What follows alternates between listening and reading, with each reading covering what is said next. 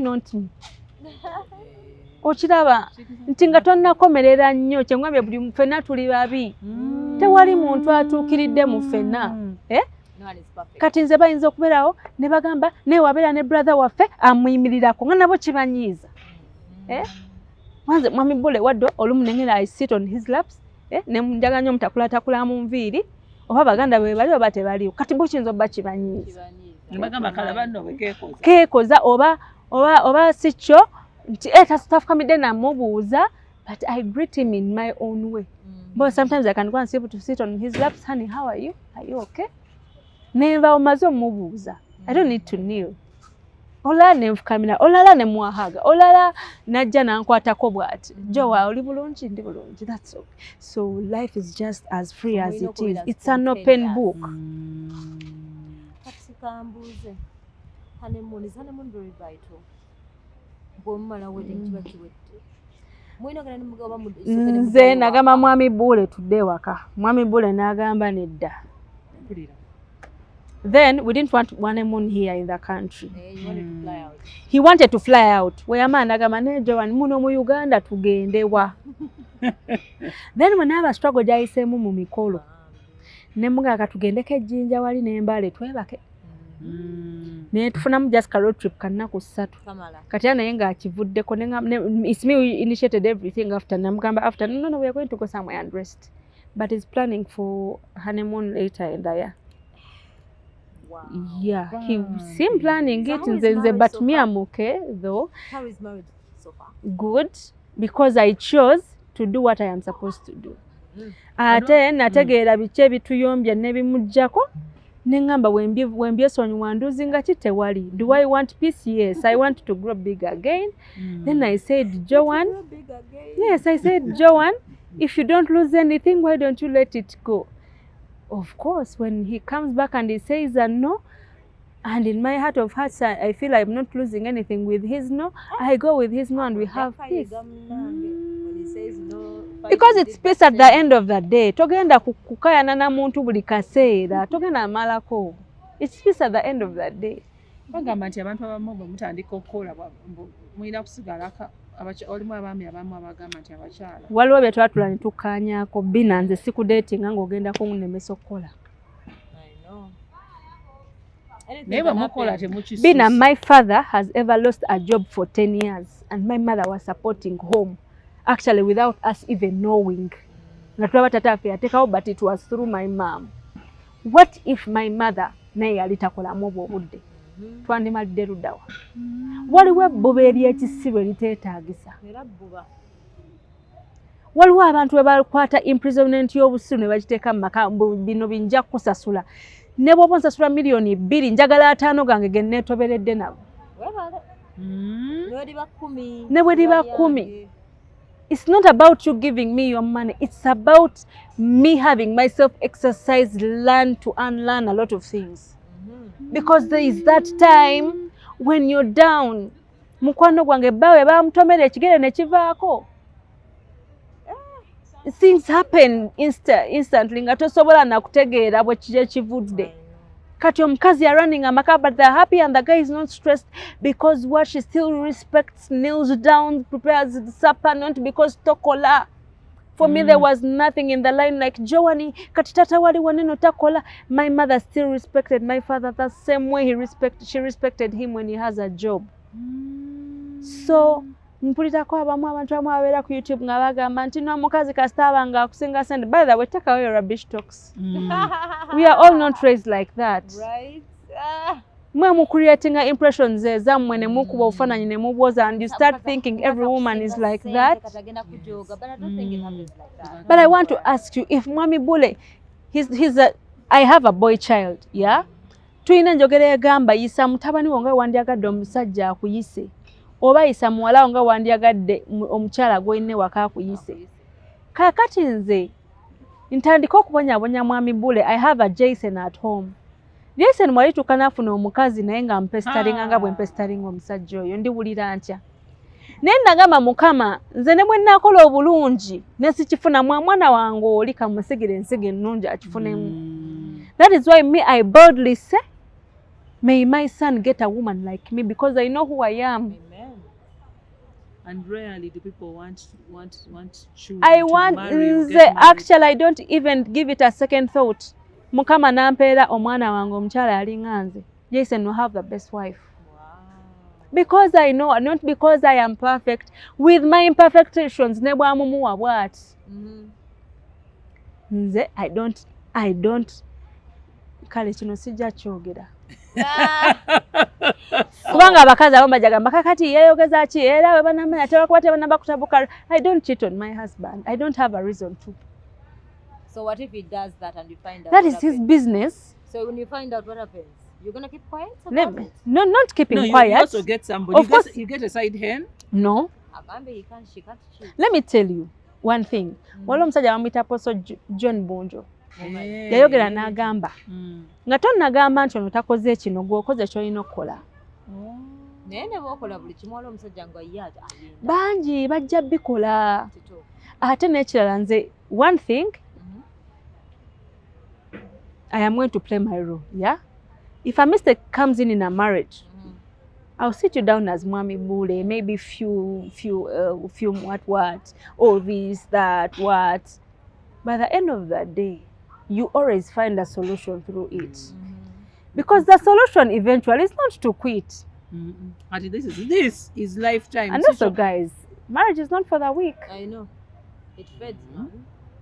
Attraction. All these lovey-dovey things are going to fade with fades. time. Eventually not be manya. Naye, you also always have to be finding a way of spicing things all the time. So that you feel like it is and a heavy one. That's why I laugh at people that make it serious. Oh, nzensani kama toke. Nemfumbe mpombo. Munange. I hope you're doing it with one heart. And you're not doing it to impress. Yes. Because kankubulire simanyi myaka mukama jagenda kumpa na Mwami Bule. Okiraba? Ne let me say maybe mukama tuwadde emyaka 5 ffenna mu bufumbo. Kati bina n'omwaka sinnagumalako. What is going to happen in the next 49 years? Lovey-dovey, the phones are okay because they always break marriages. Oh, you made that deal. One thing. My husband is a phone person. Let me actually talk about that. He's kuba kwa akolera. Even when you see him on TikTok, he's getting what to talk about. And eventually, ogenda olaba James story. Abera nyonyo ku sometimes obera naye kati like you married like munange no kati is a co-wife. Kati olaba luli byali binyiza naye kati aina tactics ye gyakoleza. Abera nyonyo ne ku TikTok live ekiro. But what he does kyendabye ennaku zino kyentandise following lately ndowooza akikola to console me. Ajja n'akuleeta n'akusika bw'ati n'akwebasa mu kifuba kye. Kati nga ne waba ayogera ku TikTok live nga but then nateekako ensimu okay mama okay n'akuddaabiriza mpola biki. But now I know yes because oluusi abeerako na mikwano gye oluusi aba alina information gy'awaayo Mwami Bule yogera ku kino ate n'ekirala kati ebyo bye bimusanyusa singa blocking essanyu lye nange ngenda beera sad. Oh, that's what we forget. Singa blocking essanyu lye ngenda kuba kati waliwo we yajja nali sisiibyewo waka naye kansomere nasolo twali tugeze naye omanyi mulamu wange twali tugeze naye mu ebyo ebyabakyala ebyo tulina essomero lye twagendako kati I didn't spend the whole ate twali twakava mu honeymoon kati yalinayo nkomawo mu budde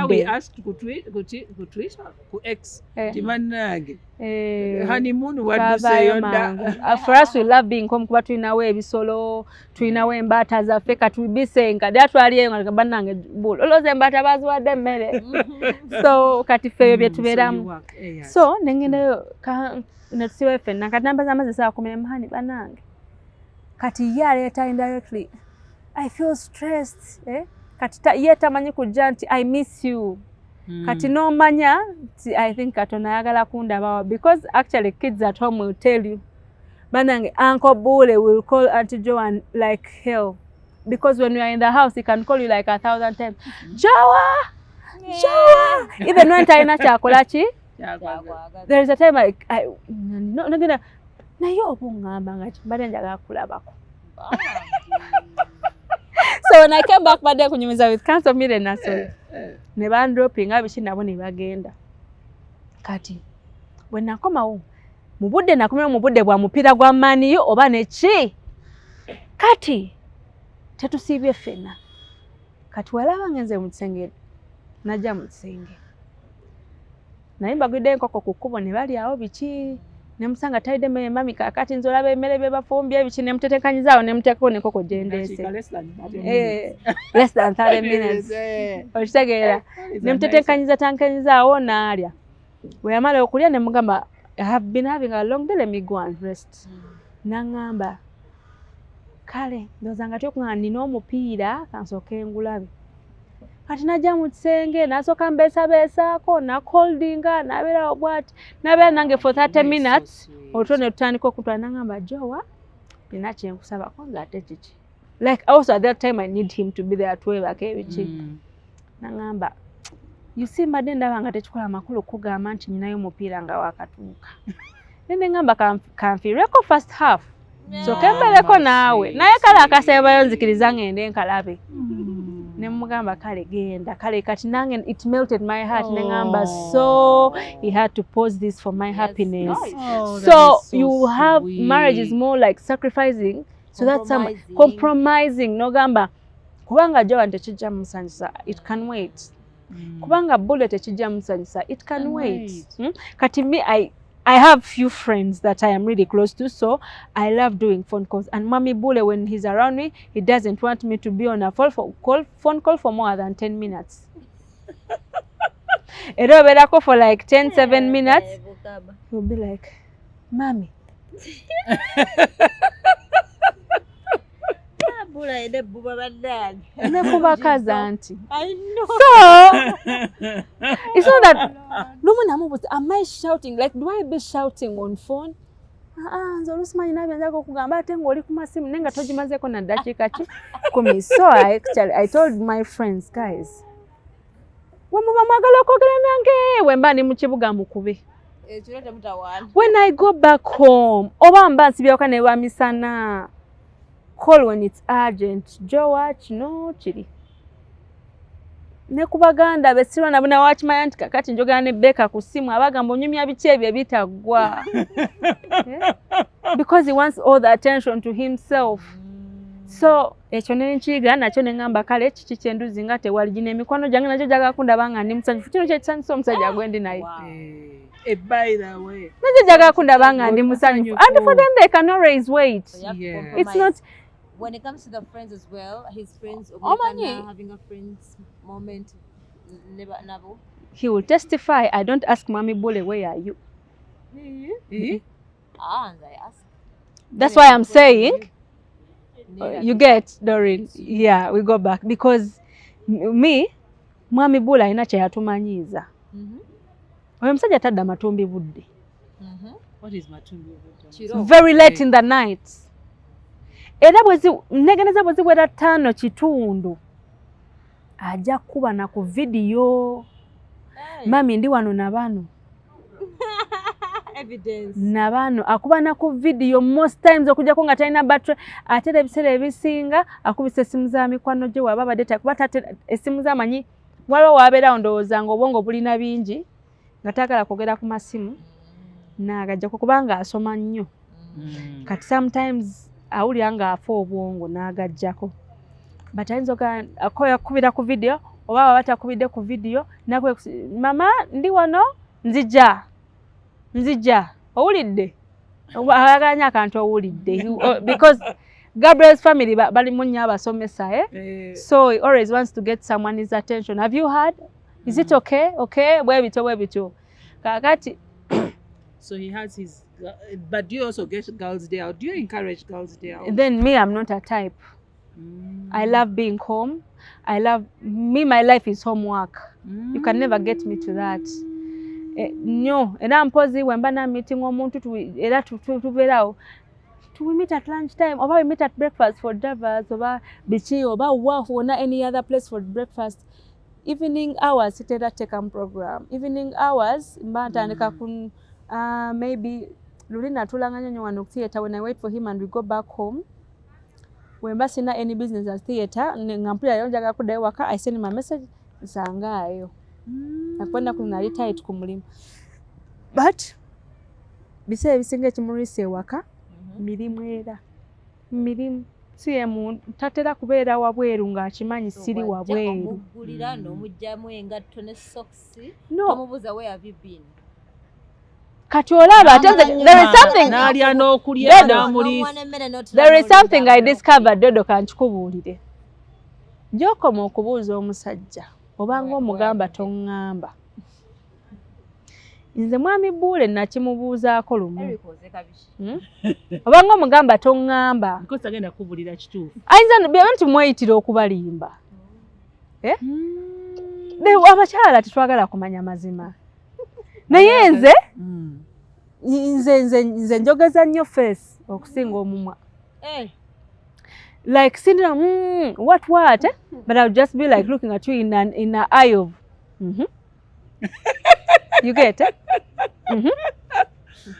then ogenda labanga kugamba by the way mami batugeza ayingidde mukaga kuba tatera by the way mami mbaddeko wa mwami Kuteesa tuluddeyo tubadde tukola bwekiti and eventually kyaba abaddeko ng'omulese naye tottola naye ebyo nkwegayidde oli ludda wa wakitotuuka wabadde naani kandabe his phone nagikeberako nenkowa ogikebera because I felt like but I want my peace but also because he's so very much of friends of women kati atojja kumaliriza omujja emize gy'atalina so ne ngamba Jowa gwe gwe baalonda at the end of the day not them so and yeah because that matters a lot because I mean not because I'm so beautiful I am not even because but you're mulungi. That's just my name. But my father said You're beautiful. So I don't want to go there. But what I'm trying to say, abalungi tebagwayo. So just in case you think at the end of the day, at the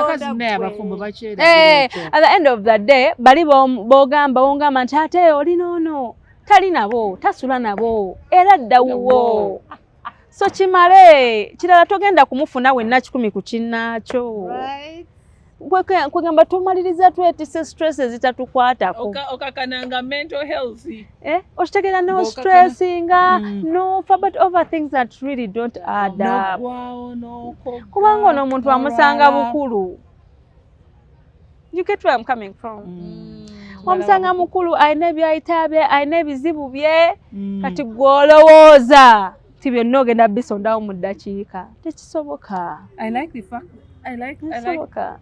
the fact that and rarely do you see men abasulira munaye bakyala baabwe ku kitanda there was a time he was seated with your parents like with your dad ng'oli ku kitanda.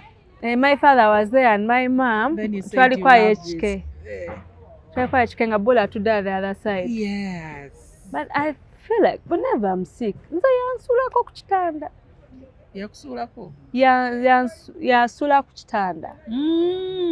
Rarely munange you just nga bw'ogambye byanjawulo. Ati nkugamba kati the bullet out there doesn't look like a loving one. I know, like, whatever you're talking about, behind closed doors, I am trying to imagine. Kat, even people feel concerned, never kulumirirwa, never come but will you really manage? Wali ku reception ngamba bakati Bula yomba no, wadanga mali mulabika munyumya byamwe. Twatunyumya. Omuntu najja nagamba nayona musobola omusajja oyo nogamba nange. Naye mukama ono like engeri wonna mwennola bw'abawo omuntu like there is always somebody for you nga yakukakanya. Kati nze mwami Bule kye nasinga omuyigirako ddala ne mutegeera kiri kimu. You have to, 1 to let him be, 2 kumuleka kwerowooleza, 3 to allow him love you. You allow him to love you n'omuleka ne yeerowooleza n'ayogera ekifuno kati waliwo ekintu ekituyombeza ebbanga ne mala ekyatuyombeza ebbanga n'ensirika n'enkivaako bamakanika b'emmotoka. I eventually made peace with bamakanika b'emmotoka. because he thinks he has the best mechanics. Ne bamubba n'omugamba ne bakubba nga tokitegeera gwe. Ne ngamba mwami Bule ne bamakanika be. My point is to communicate taata emmotoka efudde wano kankubira ono bagikuleetere. Awo kati bwenkoma kubanga nze ndowooza nti tulina ofuna makanika bwati oba makanika tubeerewo nga bagula ebintu ate ye muntu omwangu okwesiga omuntu. Tanimba naye bamubbye. Bamubbye oyo namuva kati waliwo yamubba n'amukaliza nga tenamumuwoningako. Nangamba mami Wangamba. tufune makanika omulala. N'omugamba nfunyeyo makanika lindako. Era ayagala yaba akola ki? Kati ne ngamba Joan ddala nkayanira makanika. Kati ate nekyennyamba in the way nti buli wabafuna costi ze. Kubanga yabakoze eki?